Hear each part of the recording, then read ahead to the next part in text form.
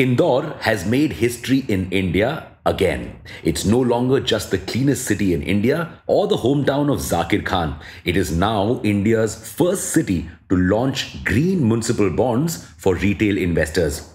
Now, that's a loaded sentence with a lot of jargon to unpack. So, let's dive deep into the world of green municipal bonds and understand what are green municipal bonds, why did Indore issue them, and can they help other cities and states? Welcome back to Revolution Read On, a daily podcast where we break down one story from the world of business and finance. Click on the subscribe button to never miss an update from us. Here's your story for today. Municipal bonds are bonds launched by the municipalities and municipal boards to raise funds for city operations. These bonds are kind of like government bonds and securities. The only difference, they're a bit risky since the government, or in fancy terms, the sovereign, does not guarantee that you'll get the money you invested in these loans back. Now, many municipalities have issued green bonds in the past to raise funds. Bangalore was the first to issue green bonds in 1997. But two things set apart Indore's bond offering. First, Indore's bonds are green. The bonds that Indore recently launched will finance a solar power plant of 60 megawatts capacity. This power plant will allow Indore to ditch traditional electric run water pumps and use solar energy, which is greener. And second, Indore's bonds can finally be afforded by retail investors. So far, the bond market was only accessible to institutional investors with high net worth individuals or the real life Richie Riches. But the government made a conscious effort in 2021 to make bonds accessible to retail investors as well. And now, Indore has replicated this effort by lowering the ticket size of municipal bonds. In 2018, the face value, basically the selling price of the bonds, was 10 lakh rupees. And now it's 1,000 rupees. However, the minimum investment of the bond is 10,000 rupees, meaning you'll have to buy 10 bonds. This means people like you and I can also buy these bonds and get a fixed income of 8.25%. A look into how these bonds will mature. Each bond of 1,000 rupees has been divided into 4 parts worth 250 rupees. Each of these parts is a separately transferable and redeemable principal part, or STRPP.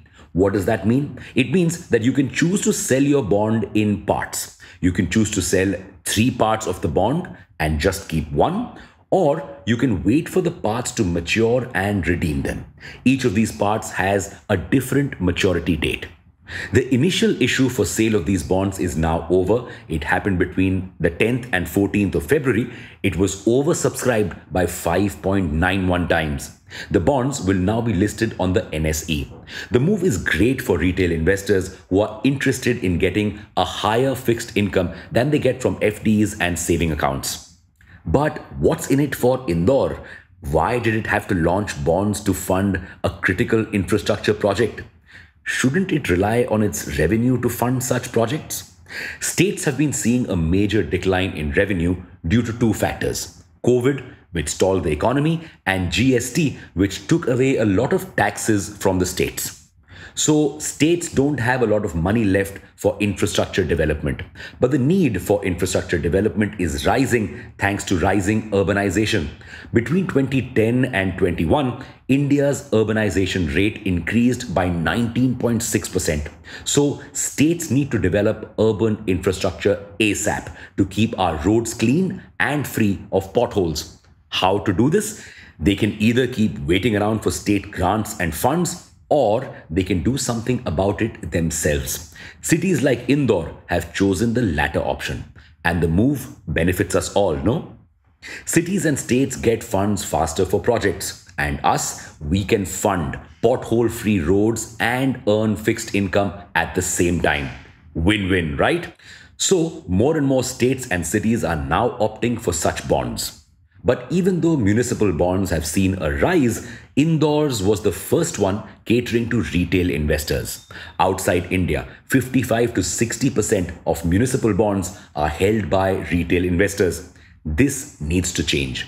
According to a survey which covered 47,000 households, 22% Indians prefer investing their money in fixed deposits.